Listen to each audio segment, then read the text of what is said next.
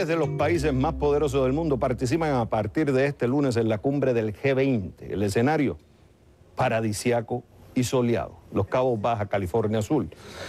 El tema central, más sombrío. La crisis de deuda en la eurozona. Los votantes griegos le dieron un respiro tras su triunfo en las elecciones del domingo de los conservadores del partido Nueva Democracia, que tienen la posibilidad de formar un gobierno de coalición similar al que aprobó el plan de austeridad planteado por la Troika.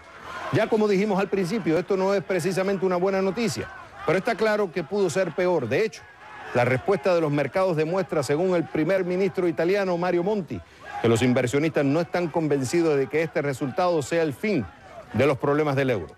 A esto súmenle que en Francia los socialistas más reacios a aplicar medidas profundas de austeridad aseguraron en las elecciones del fin de semana el control del Parlamento.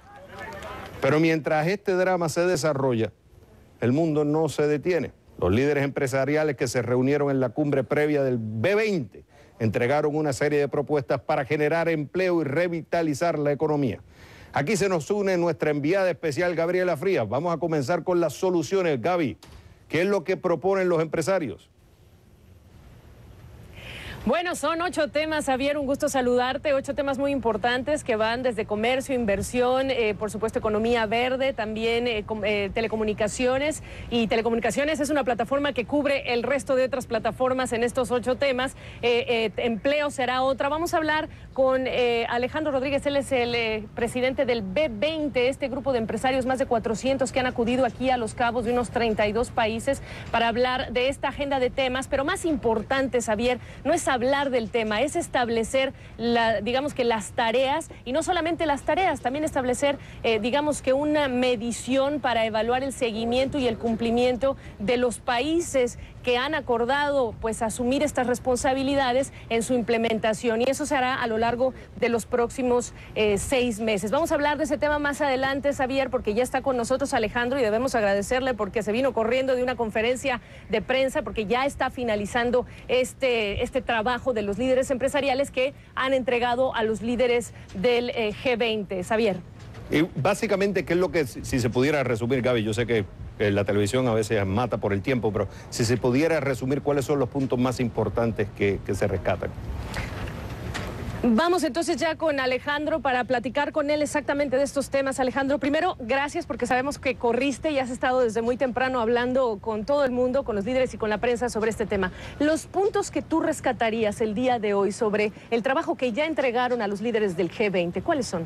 Bueno, yo creo, Gabriela, que hay varios puntos muy importantes. Como sabes, emitimos recomendaciones en torno a 7 temas y mañana tendremos por primera vez un encuentro cara a cara entre los líderes del B20 y los líderes del G20. Nos estaremos reuniendo con 16 de los 20 líderes del G20, lo cual es algo también sin precedentes que se logró gracias a esta presidencia mexicana. Y creo que hay puntos muy importantes en temas de financiamiento al comercio, en temas de inclusión financiera, en temas de comercio, inversión y en temas de empleo, por nombrar algunos, ¿no? Creo que en el tema de empleo justamente acabamos de terminar una cumbre entre el B20 y el L20, que son las organizaciones sindicales de países del G20 que también se reúnen aquí en Los Cabos, y emitimos una declaratoria conjunta, empresarios y sindicatos representando a empleadores y a trabajadores en materia, por ejemplo, de escalar las pasantías y las prácticas profesionales, porque es algo medible, es algo tangible, es algo concreto y es algo que no nos divide.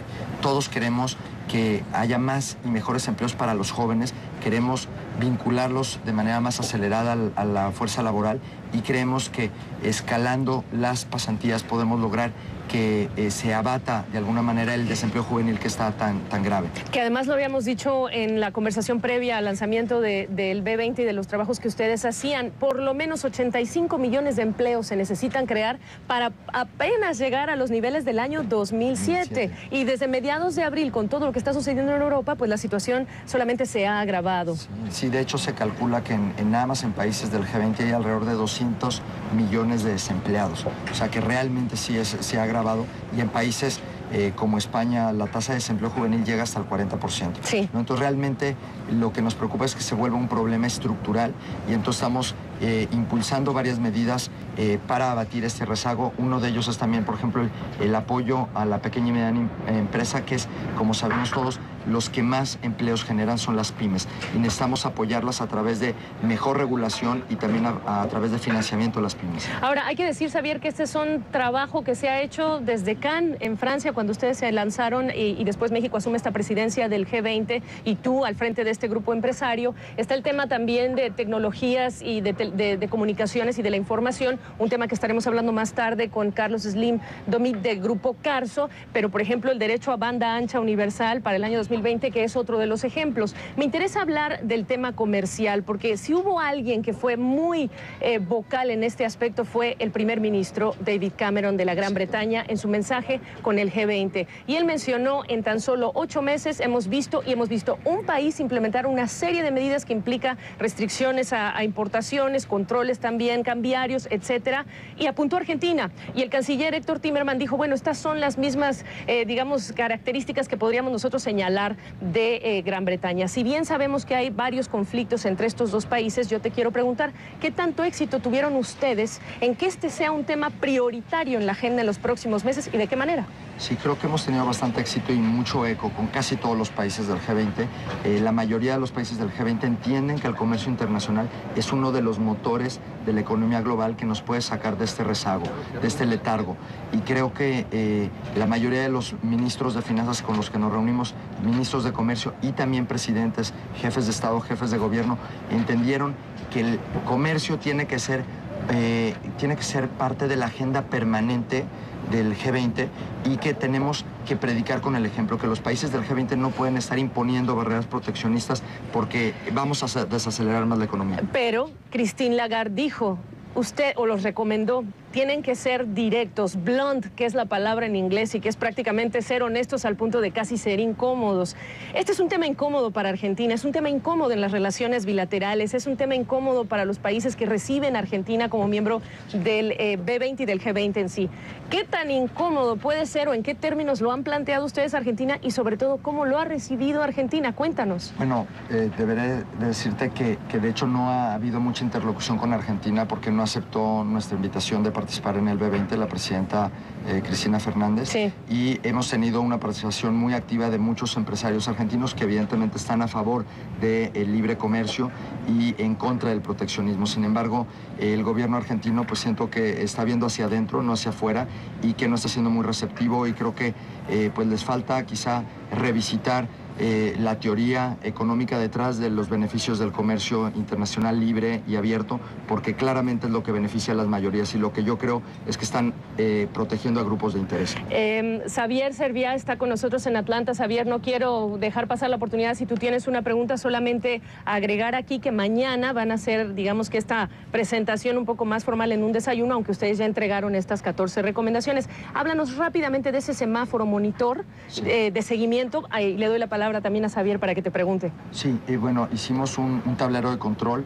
Hoy presentamos ya el tablero terminado para México, donde ponemos cuál ha sido el avance en cada una de las recomendaciones de la cumbre de Cannes a la cumbre de Los Cabos, en cada uno de los compromisos que ha adquirido México en el marco del G20, y lo mismo se va a hacer para todos y cada uno de los países del G20 a través de think tanks, de centros de investigación independientes en cada uno de los países del G20. En el caso de México lo hizo el Instituto Mexicano para la Competitividad, sí, y McKinsey. Y creo que es un excelente ejercicio que nos permite evidenciar qué países realmente están dando seguimiento a los acuerdos y están cumpliendo con lo que se comprometieron y en cuáles no ha habido avance y en cuáles inclusive están habiendo retrocesos. Ellos son los empresarios, Xavier, y a Christine Lagarde, y yo la estoy citando porque lo dijo muy claramente, sean críticos, díganle a los líderes políticos qué es lo que necesitan ustedes para promover una agenda de crecimiento y de inversiones y bueno, por supuesto con un aspecto también social muy importante. Xavier, adelante.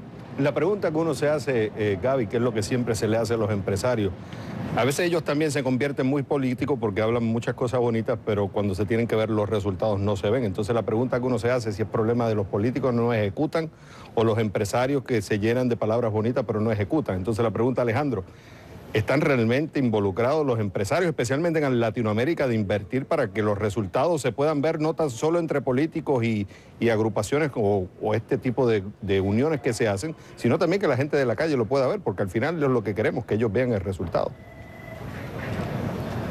Definitivamente que hay un compromiso muy serio de todos los más de 300 presidentes y directores generales de empresas de países del G20 que participaron en esta cumbre, porque no es únicamente un día y medio. Nosotros llevamos 6 meses trabajando de manera rigurosa y de manera sistemática y de manera consistente, y lo vamos a seguir haciendo porque, como bien dices, no queremos que esto acabe en buenas intenciones, en pura una declaratoria, sino que realmente haya un seguimiento puntual y que esto derive en acciones concretas, puntuales, que nos ayude a acabar alguno de estos problemas. Y no lo quiero dejar ir, Xavier, sin que él, y yo te vas a acordar de mí porque te lo he pedido todas las veces que hemos hablado. Dame un ejemplo de tus operaciones como empresario en los distintos países y el efecto que tienen las medidas proteccionistas en una empresa como Cinépolis, que es la empresa que tú encabezas, para cerrar la conversación. Sí, bueno, yo creo que para nosotros es importantísimo tener mercados que garanticen la seguridad de las inversiones y que también tengas claridad sobre cuál es el marco regulatorio en el que te vas a desenvolver. Hemos entrado a muchos países de América Latina, pero también de otras regiones. En la India, por ejemplo, el marco regulatorio es sumamente complejo.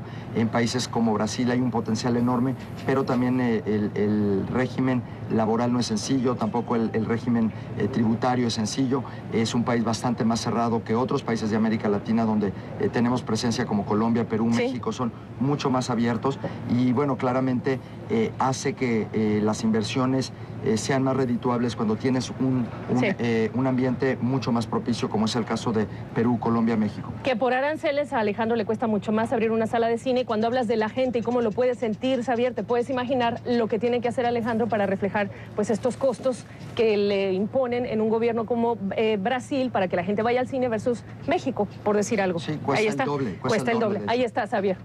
Perfecto, Gaby. Yo sé que más adelante, gracias Alejandro y Gaby, yo sé que más adelante vamos a tener otra buena entrevista y un repaso de lo que está sucediendo en el G20, así que nos vemos en un rato.